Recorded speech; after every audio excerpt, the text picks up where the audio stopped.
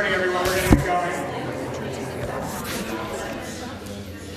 You're welcome to stand, but our rules permit you to sit as well.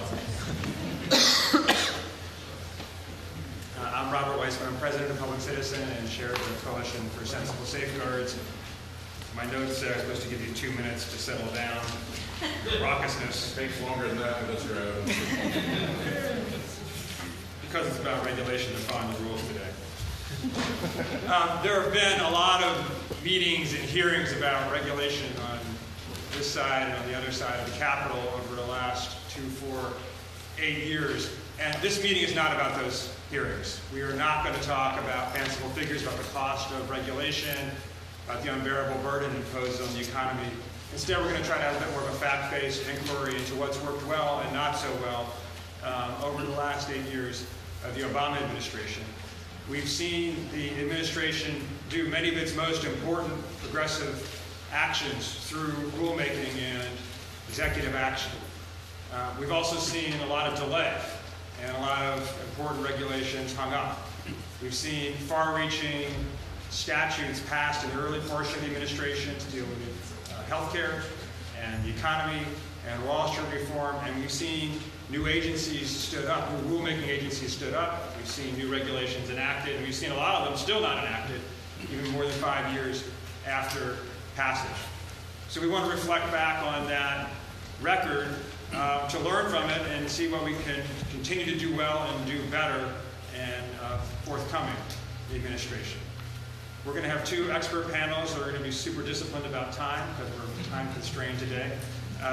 They're going to be excellent. We're going to kick off the event with some opening remarks from Senator Whitehouse. We're going to close with remarks from Senator Warren. And the idea of this is really to be engaged in a conversation with ourselves, to think critically about what we want to do going forward. So it's really a work session more than a presentation session.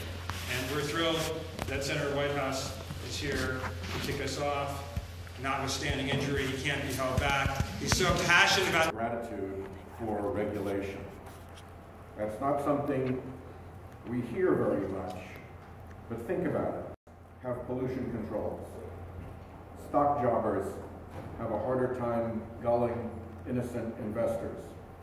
Most insurance policies actually pay when the insured risk occurs. Quacks and barbers can't be doctors. We take for granted the safety and reliability that a regulated world has built. We also take for granted how regulation helps advance our nation's economic progress.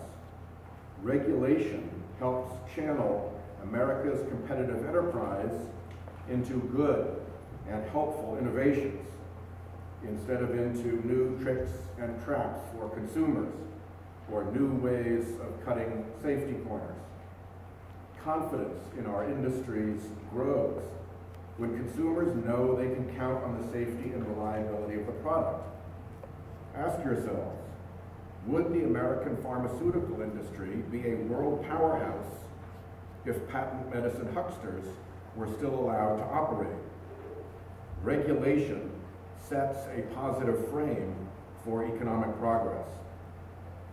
And finally, where there are common goods we share, like clean streams and oceans, or unpolluted skies, there is a perverse economic incentive for individual actors to abuse that resource, leaving us all collectively poorer.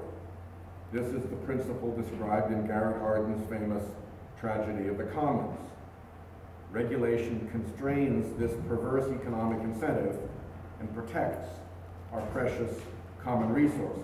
Regulation, there is a threat that is at least as worrisome, and that is the threat of regulatory capture. When powerful interests gain improper influence over regulatory agencies.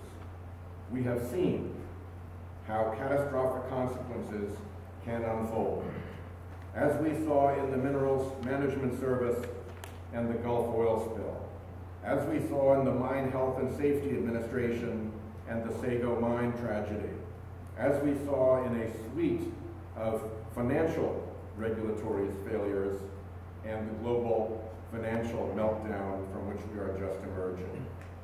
In each of these cases, captive regulatory agencies, overly beholden to the regulated industries, failed to protect the American people. Fundamentally, agency capture assaults are very American democratic government. We the people pass laws through a democratic and open process. Public representatives, elected representatives, work the public's will.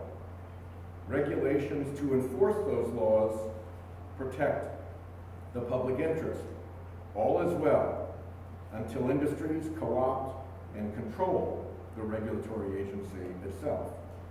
When they do, the agency is prized out of the matrix of our government of laws to become a servant of industry, and the public's voice is lost.